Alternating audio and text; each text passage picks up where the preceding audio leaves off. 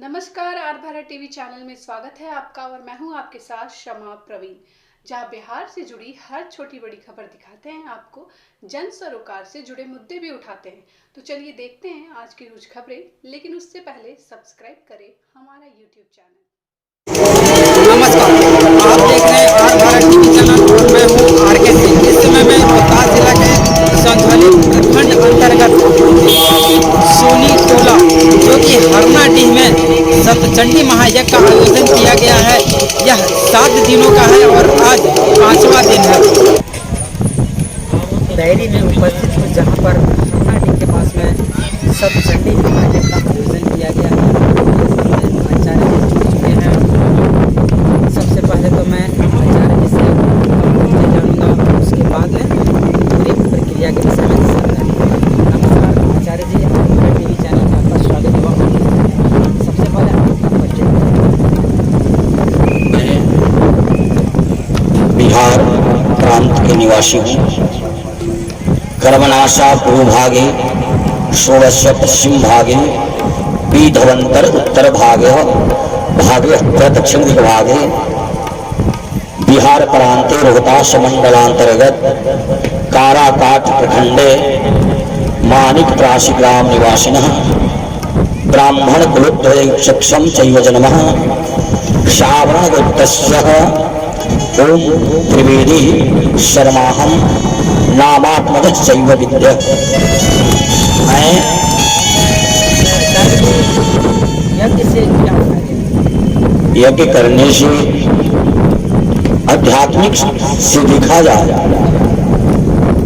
तो मन, वाणी, आत्मा, विचार एक दूसरे के प्रति प्रेम का संबंध है। एक धारा में प्रवाहित कर देता है, एक में मिश्रण कर देता है। जैसे हमारी गंगा माँ है, सभी नदियों को समागम कर लेती है, उसी प्रकार गांव नगर आस पड़ोस के प्रेम भाव एक में समाहित हमारा यज्ञ कर देता है। यह आध्यात्मिक है। अच्छा, हमें इस बात की जानकारी दीजिए हमारे श्रोताओं को। यज्ञ जब होता है तो वहाँ पर किन किन जगहों का मट्टी का उपयोग किया जाता है? सात देखिए, यज्ञ में या माता रानी के प्रतिष्ठान में सप्त मृतिका की व्यवस्था की जाती है। 7 जगह की मिट्टी लेकर के उनकी प्रतिष्ठा में डाला जाता है या यज्ञ मंडल में। प्रथम चैवो सुरसरई चैवहम चुक्ता माम संगमाहितम राजा द्वारे धीराजी चतुर्मुखम चैव नत्यहम हस्तश्चैव अश्वहाम सप्तमृतिकायाम। पहला गंगा यमुना सरस्वती की संगम की मिट्टी, 3 एक माना जाता है। हस्तश्चैव हाथी जहां बांधी जाती है, अश्व की मिट्टी, घोड़ा, राजद्वारे राजा के दरवाजे की, चतुर्मुखा चौराहे की मिट्टी। और कहीं कहीं वेद में लिखा है कि विश्या नरेगतिम पैवह, जो विश्याएं हैं उनके दरवाजे की भी मिट्टी लगती है। उसके बाद गौशाला, ये 7 जगह की मिट्टी का उपयोग किया जाता है। क्यों किया जाता है कि विलक्षणम पति हिताननाथ सत्वद्वारिश्चैव सागर, जैसे सब नदियों आकर के एक सागर में मिल जाती है, विलीन हो जाती है, उसी प्रकार इस सब जगहों से आकर के एक कष्ट निवारण, दुख निवारण, दरिद्र निवारण या शांति के लिए सप्तमृतिका डाला जाता है। अच्छा, आपसे और एक सवाल है कि यज्ञ करते समय जो हवन होता है उसका धुआं कहाँ मिलेगा? जी जी जी, क्या फायदा? हम समय वैदिक मंत्रों से यज्ञशाला में वैदिक मंत्रों से हवन करते हैं। उस हवन से जो धुआं जो निकलता है वातावरण में फैलता है, उससे वैज्ञानिक दृष्टि से कहा जाए तो कीटाणु वायरस समाप्त होते हैं, किसी भी प्रकार का वायरस समाप्त होता है। और जो आध्यात्मिक दृष्टि से देखा जाए, वैदिक दृष्टि से, तो धुआं से जगता नराक्षम चैवो विमुक्तवानः पदायुताक्षम देव स्वरूपम वशिष्ठ कुंभो गौतम। हमारे देवता, हमारे ऋषि, हमारे महात्मा, हमारे इस सदग्रंथ सबकी तृप्ति मिलती है और संसार में वातावरण शुद्ध करता है। ये हमारे हमनसी फायदा होता है, लाभ होता है। इसलिए हम सब दशा तेल, घी, अष्टदल इत्यादि सामग्री से होम किया जाता है, शुद्ध के लिए, वायरस आरोग्य कामना के लिए। प्रवचन का सही समय कब होता है सुनने के लिए? देखिए, कथा के समय संध्या में करीब 2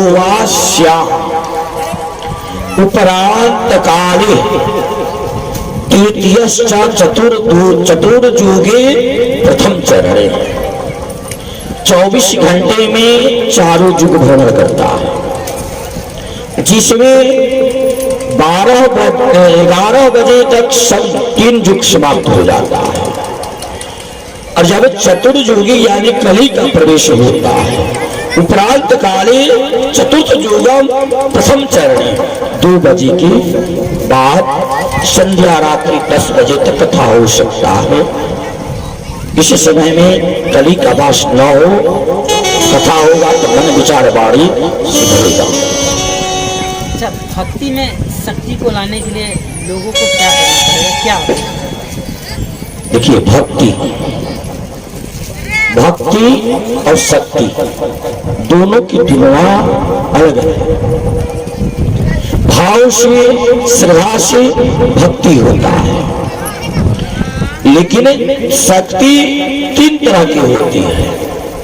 धनम शक्तश्चैव बलाहितश्चम तद तपोनिष्ठः सूर्य अर्घ्य शक्ति। एक भक्ति से शक्ति प्राप्त होती है, जिस शक्ति से वैकुंठ जाते हैं। वैकुंठ अजर अक्ष मोक्ष प्राप्ति कामा, अक्षय लोक प्राप्ति कामना के लिए संत करते हैं। भक्ति से शक्ति पा करके उस परमात्मा को खोजते हैं। इसलिए सभी मनुष्यों को अपने माता की भक्ति करें, पितृ का भक्ति करें, संतों की भक्ति करें, आप रूपी शक्ति की प्राप्ति हो जाएगी। और जब भक्ति, शक्ति, श्रद्धा मिल जाएगी, इस संसार के सब सुख प्राप्त हो सकता है। एक आखिरी सवाल, सूर्य नमस्कार से क्या फायदा है? देखिए, सूर्य नमस्कार, सूर्य जो है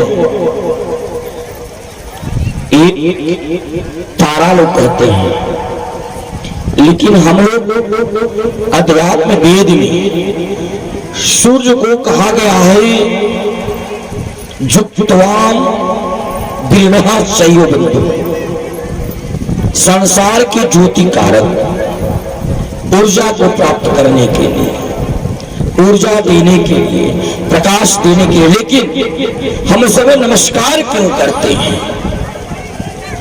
नमस्कार इसलिए करते हैं, कब करना चाहिए? नमस्कार का समय है 6 से 7 के बीच।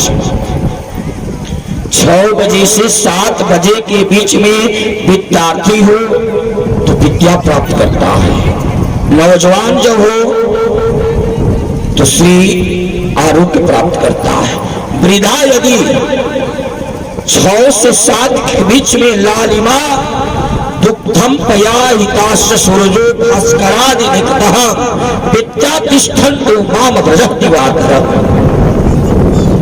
सूर्य को जो 7 बजे यानी लालिमा तक जो नमस्कार करता है तो शरीर में आरोग्य, किसी भी प्रकार का रोग नहीं हो सकता है और आरोग्य बनता है, श्री प्राप्ति भी होती है, लक्ष्मी प्राप्ति भी होती है। और सूर्य की तरफ जो सूर्योदय तक पैर सोता है या बाथरूम करता है शरीर क्यों उजला होता है? सूर्य के तरफ जो बाथरूम में यानी शंका पेशाब करता है तो निश्चित है कि उसका शरीर सफेद होगा। क्यों? कि जो आपके पास छिद्र होता है तो सूर्य से जो कीटाणु निकलते हैं वे प्रवेश करते हैं और वही कीटाणु के कारण शरीर सफेद होता है। इसलिए सूर्य को 7 बजे तक नमस्कार कर ले और हर एक प्रकार की सब बाधाओं और शरीर आरोग्य रहेगा। यही हम सब पढ़े हैं, यही सब हम लोग जानते हैं। अच्छा आचार्य जी, सोने से पहले किस मंत्र का उच्चारण करना? सोने से पहले जब बिस्तर पर लोग जाते हैं तो मन पवित्र कर ले, आसन झाड़ ले।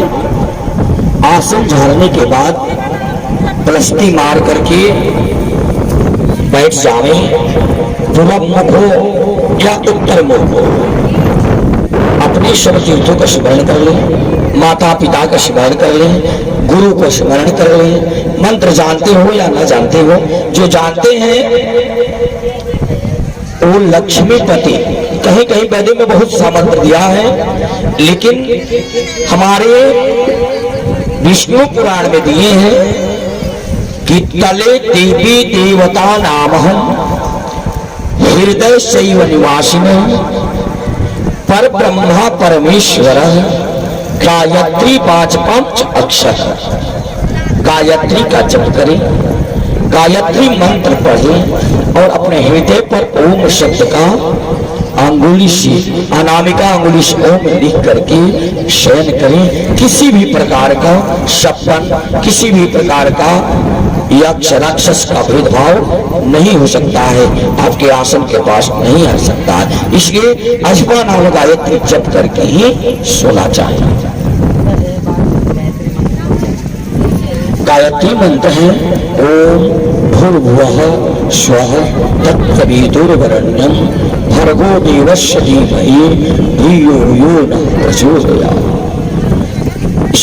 इस समय हमारे साथ मृत्युंजय पाठक जुड़ चुके हैं, जो यहाँ पर कथा करने का काम कर रहे हैं और लोगों को अपने भक्ति के रूप में शक्ति देने का काम कर रहे हैं। तो आर भारत टीवी चैनल में आपका स्वागत है। सबसे पहले आप अपना परिचय दीजिए। मेरा नाम मृत्युंजय पांडे है। कहाँ से हैं सर आप? से हूँ, उत्तर प्रदेश से। मैं प्रयागराज से आया हूँ। तो यहाँ पर आपका मुख्य भूमिका क्या है? मेरा मुख्य भूमिका है, ये श्री सचंडी महायज्ञ हो रहा है। इस यज्ञ में मैं कथा कर रहा हूँ, भगवान की कथा सुना रहा हूँ, मैं यही सेवा दे रहा हूँ। अच्छा, यहाँ पर जैसा कि प्राण परिधान किया गया है माँ काली का, तो मैं चाहता हूँ कि हमारे दर्शकों को माँ काली के रूपों का कुछ वर्णन या बखान करें। जी, मैं आज कथा का चूँकि 5वां दिन है और मैं आज 5वें दिन आज मैं यही बताया दुर्गा सप्तमी में दूसरे अध्याय में माता जी का कैसे अवतार हुआ और देवताओं से ब्रह्मा जी शंकर जी के मुख से तेज पुंज निकला, उस पुंज से माता जी का शरीर बना, है ना। शंकर जी के जो मुख से पुंज निकला, उस पुंज से माता जी का मुख तैयार हुआ, ब्रह्मा जी से पैर तैयार हुआ। ऐसे सभी देवता के शरीर से जो भी पुंज निकला है, उस पुंज से हर एक प्रतिबिंब बना है माता जी का। आज माँ काली का जी अम्बा परम्पा जगजननी दुर्गे मैया था। और चूँकि माता जी का तो नाम हजारों नाम है, माता जी का हजारों नाम है, बहुतों नाम है और हजारों रूप हैं, लेकिन हम लोग मुख्यतः जो जिस रूप में माता जी प्रथम शैलपुत्री च द्वितीयम ब्रह्मचारिणी तृतीयम चंद्रघंटेति कुष्मांडेति चतुर्थकम पंचम स्कंदमातेति षष्ठम कात्यायनी च सप्तमम कालरात्रि महागौरी चाष्टमम नवम सिद्धिदात्री च नौ दुर्गाः प्रकटिता। माता जी के इस 9 रूप को हम लोग विशेष बहुत से हम लोग मानते हैं, देखते हैं। माता जी का ये रूप है। एक और सवाल, बहुत सारा प्रतिमा में देखा गया है कि माँ काली अपनी जीभ को निकाली है, उसके पीछे क्या कहानी? जी, इसके पीछे कहानी है बाबा भोलेनाथ कई दंत कथाएँ आती हैं, ऋषि महर्षि संत के मुख से भी हमने सुन रखा है। तो ससुर जी ससुर शायद रिश्ते में ससुर लगते हैं शंकर को, ठीक ना, या वो भसुर ऐसे ही कुछ है, मुझे ठीक से याद नहीं आ रहा। तो उनके वक्षस्थल पे पैर पड़ा है माता जी का, तो उसके वजह से उन्होंने अपना जीव निकाला। ये तो मैं यही किसी महसूस से सुना हूँ। अच्छा, इस टाइप का वो आक्रोशित रूप क्यों धारण किया? माता जी का हर 4 हाथ पर वो क्यों उतरे? जी, माता जी एक उग्र रूप में, एक उग्र देवता में भी आती है। माता जी करीब एक उग्र रूप में आती है।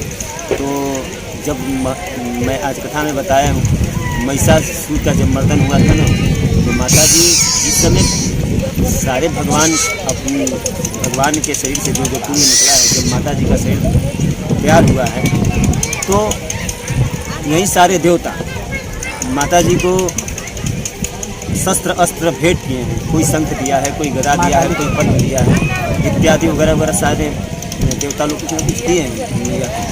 तो जैसे ही मैया का रूप बना है, मैया क्रोध में गर्जना की, बहुत भारी गर्जना की है, मैंने कथा में ये बताया है। तो जब धर्म की हानि होती है, असुरों का संहार करने के लिए माता आती हैं, और जो संहार करने के लिए आता है वो पूरी आप जानेंगे, करेगा।